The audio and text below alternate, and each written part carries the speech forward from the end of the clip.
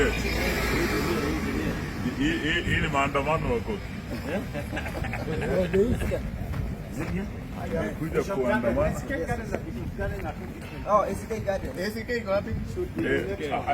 Iko hapa. Next. There are two different places. Mnaandamana bila kibali.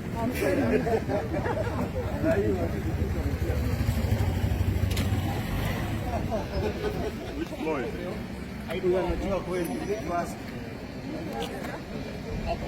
Iko huko ndani.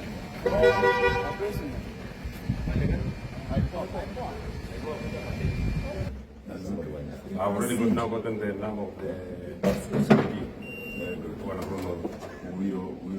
Huyo mwingine. So, Jamu, you're getting the one huyo minor. And his rank is very important.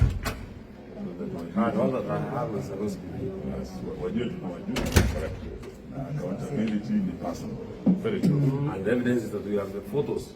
And the commanders. Hata kuna video ndio. Hata kuna physical evidence. Right. But the intention is just to intimidate.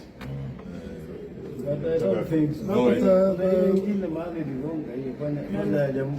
ni kama assassination. Yeah, it was but once you release a bullet, you can't control. That's an attempt. One bullet was. They hit the front. Ikilipuka ndio hizo. Wao wanachukua wamebeba taxpayers kwenda kupeana wale. No, kuungana. It's a way of bribery. It's called voter. So even the county commander.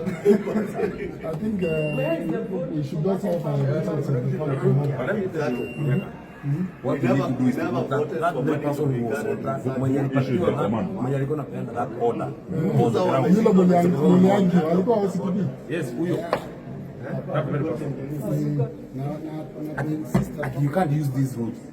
Okay, tunaweza kaa pale mbele.